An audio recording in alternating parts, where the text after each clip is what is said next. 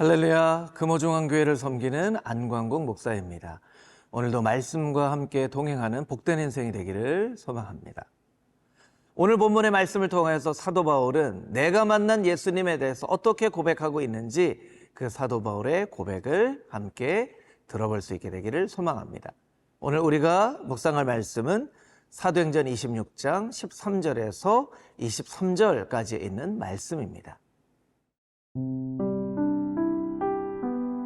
사도행전 26장 13절에서 23절 말씀입니다.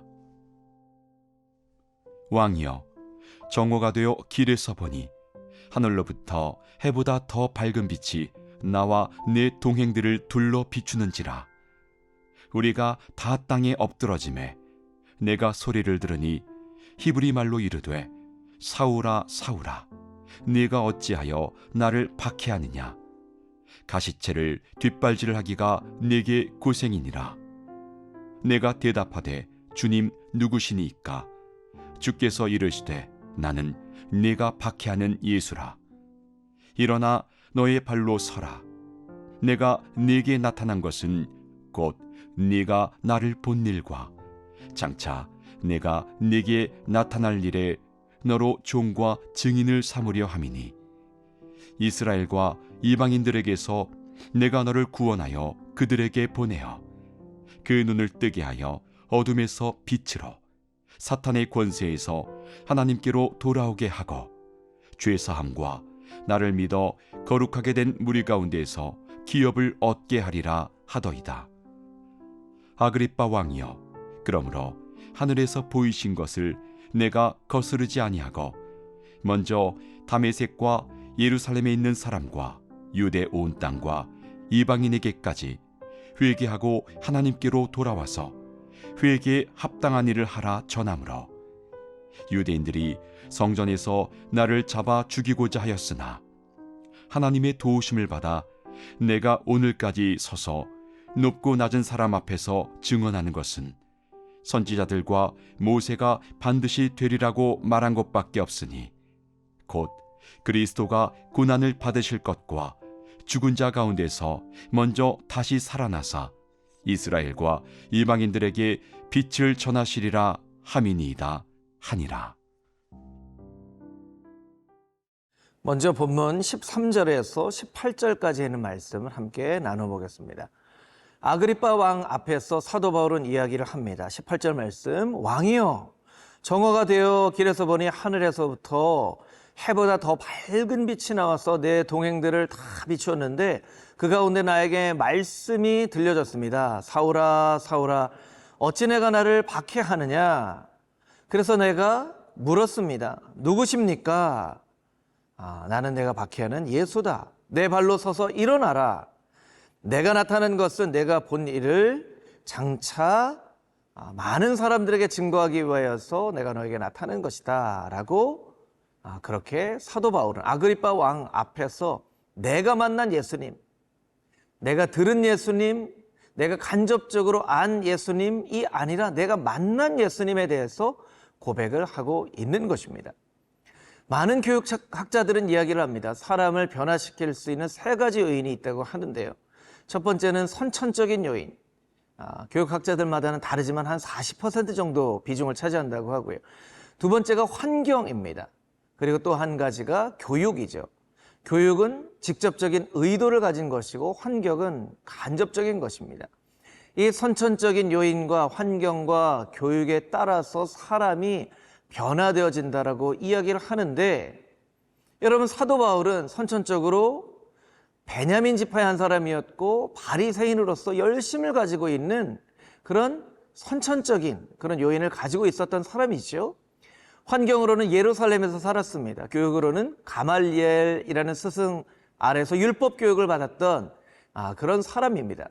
가말리엘에게서 배웠던 율법 교육은 만 13세가 된 때로부터 받을 수 있는 랍비 양성 교육이라고도 할 수 있습니다.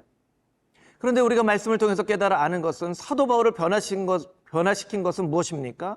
사도 바울의 선천적인 그런 유전적인 요인이었습니까? 베냐민 지파라는 것 때문에, 바리새인이라는 것 때문에 사도 바울이 변화되었나요?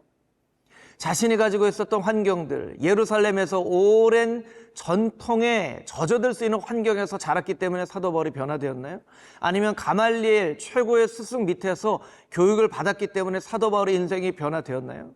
아니라는 것입니다.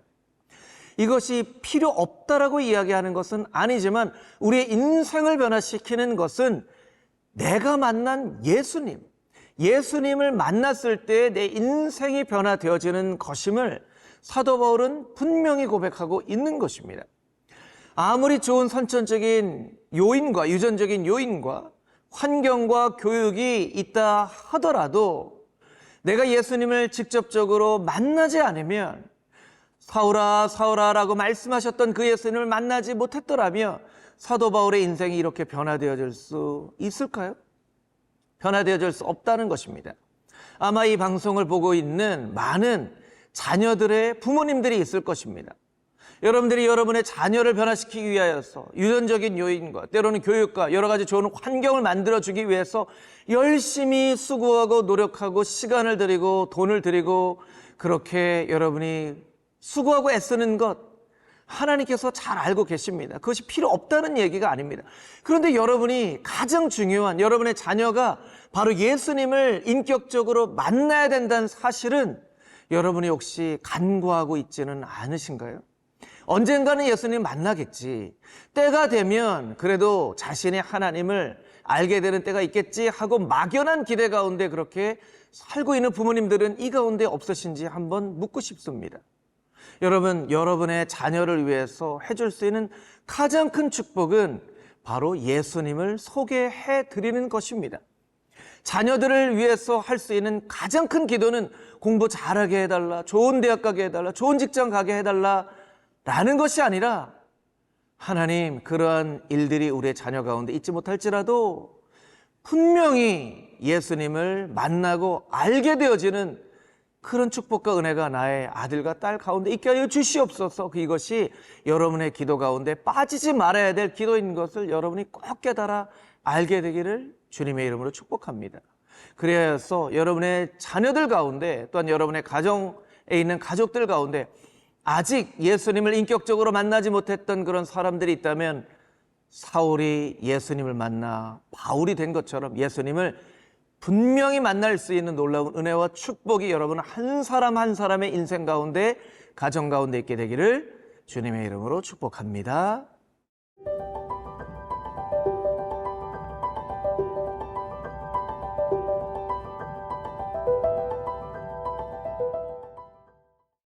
(19절에서) (23절까지에) 있는 말씀을 함께 묵상해 보겠습니다. (19절) 말씀을 같이 한번 보실까요?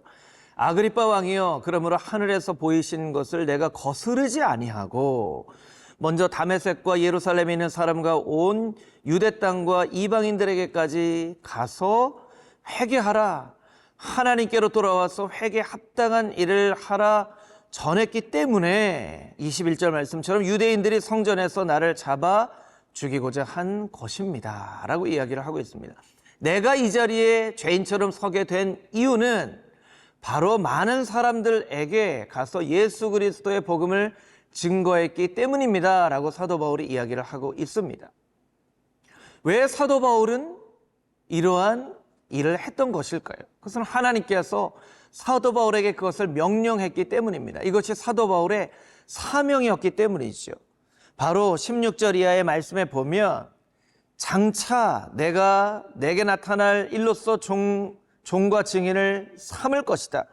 이스라엘과 이방인들에게 가서 복음을 증거하는 사람이 될 것이다 라고 하나님께서 사명을 사도 바울에게 주셨습니다. 여러분, 사명은 모든 사람에게 주시는 것일까요? 아니면 어떤 특별한 사람에게만 주시는 것일까요? 하나님께서 아담을 창조하시고 아담에게 복을 주시고 말씀하셨죠. 생육하고 번성하라, 땅을 정복하라, 바다의 물고기와 하늘의 새와 땅에 움직이는 모든 생물을 다스려라 라고 말씀해 주셨습니다. 첫사람 아담에게 주신 것은 복과 사명이었습니다.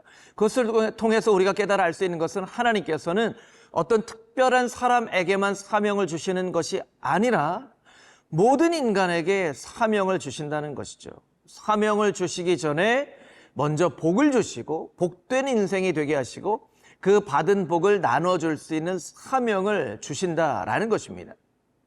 어떤 사람들은 자신의 사명을 깨닫지 못한 채 평생을 살아가는 그런 사람들도 있습니다.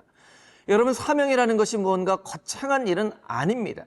그런데 반드시 우리가 깨달아 알아야 할 것입니다. 이 방송을 보고 있는 여러분 중에 나의 인생 가운데 주신 사명이 무엇인지를 아직도 깨달아 알지 못한 그런 사람들이 있다면 하나님 앞에 오늘부터 간절한 마음으로 기도하십시오. 하나님, 나에게 주신 사명이 무엇인지를 깨달아 알게 하여 주시옵소서. 또 어떤 이들은 자신에게 주신 사명이 무엇인지를 깨달아 알지만 그 사명이 너무나 무겁기 때문에 그 사명을 외면하거나 거절하는 그런 경우들도 있습니다. 하나님, 저는 이거 감당하지 못합니다. 저는 이거 너무나 힘들어서 못하겠습니다. 이렇게 이야기를 하는 그런 사람들도 있지요. 아프리카의 어떤 한 선교사님이 선교지에서 열매가 없는 것을 보고 자신에게 주신 이 선교사의 사명이 너무나 버거워서 이제는 이 모든 것을 다 내려놓고 본국으로 돌아가야 되겠다라고 생각하고 있었다고 합니다. 그런데 그 선교사님의 내적인 갈등을 모르는 현지인이 아침부터 찾아와서 복음을 들어야 될 사람이 있다고 선교사님을 억지로 끌고 가서 먼 곳에 있는 사람들에게 복음을 증거하러 그렇게 선교사님을 모시고 나왔다고 합니다. 선교사님 마음 가운데 좀 편하지 않는 불편한 마음이 있었습니다. 아니, 이 사람이 내가 지금 마음 가운데 어떤 마음이 있는지도 모르고 나를 이렇게 끌고 가나. 설상가상으로 이 선교사님이 현지인과 복음을 증거하러 가는 그 과정 가운데는 어떤 강이 있었습니다. 강은 그렇게 물살이 세지는 않았지만 그래도 폭이 넓은 그런 강이었죠. 그 강 앞에 도착해서 현지인이 두리번거리면서 무언가를 막 찾았습니다. 그 현지인이 찾은 것은 무거운 돌이었습니다. 선교사님의 가슴에 그 무거운 돌을 턱 얹어주고 나를 따라 강을 건넙시다 하는 것입니다. 아니, 강을 건너는 것도 어려운 일인데 왜 이렇게 무거운 돌을 가지고 건너야만 합니까? 라는 말이 이 턱 밑까지 차올랐지만 그것을 참고 그냥 묵묵히 따라 건넜습니다. 그런데 그 강을 건너는 중간에 깨달은 것은 겉에서 보기와는 다른 빠른 물살이 강 중심에는 있었다라는 것이죠. 만약 그 무거운 돌이 없었다면 선교사님은 아마 그 강물에 휩쓸려 떠내려 갔을 것입니다. 그때 하나님께서 순간적으로 선교사님에게 깨닫게 해주신 그런 지혜가 있었습니다. 이 무거운 돌 때문에 강을 건널 수 있게 되는 것이구나. 나에게 주신 사명은 이 무거운 돌과 같이 나에게 어려운 것이지만 이 무거운 돌과 같은 사명이 있기 때문에 이 세상의 빠른 급류에 휩쓸리지 않고 내가 살아갈 수 있는 것이구나 라고 그 강 한가운데에서 그 사실을 깨달아 알고 복음을 전하고 돌아와 다시 한번 하나님 앞에 무릎을 꿇고 기도하며 제 헌신의 시간을 가졌다라고 하는 이야기를 듣게 됩니다. 여러분, 사명이라는 것 때로 우리의 어깨를 무겁게 누릅니다. 그런데 여러분 기억하십시오. 그 사명의 무거운 돌 때문에 이 세상의 급류에 휩쓸려 빠지지 않게 되어지는 은혜가 우리에게 있는 것을 우리가 깨달아 알아야만 하는 것입니다. 여러분, 오늘 여러분에게 주신 하나님의 사명, 무거운 것일지라도 감사함으로 그 사명을 감당할 수 있게 되는, 감당치 못할 시험을 우리에게 허락하지 아니하시고 늘 우리에게 힘과 은혜와 능력을 주신다 약속하신 그 하나님 앞에 기도하며 그 사명을 감당할 수 있는 복된 인생이 다 되어질 수 있게 되기를 주님의 이름으로 축복합니다.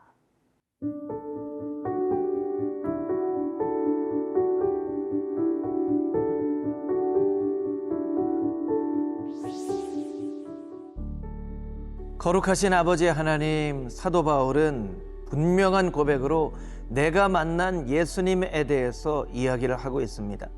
내가 예수님을 만나지 않았더라면 이렇게 복된 인생을 살 수 없었습니다라고 아그리빠 왕에서 당당하게 고백하는 사도 바울과 같이 우리도 많은 사람들 앞에서 내가 예수님을 만나지 못했더라면 이렇게 행복한 인생을 살 수 없었노라고 고백할 수 있는 하나님의 거룩한 사람 되게 하여 주시고 우리에게 주신 사명 무겁더라도 감사함으로 감당할 수 있는 하나님의 복된 인생 되게 하여 주시옵소서. 예수 그리스도의 거룩하신 이름으로 기도합니다. 아멘.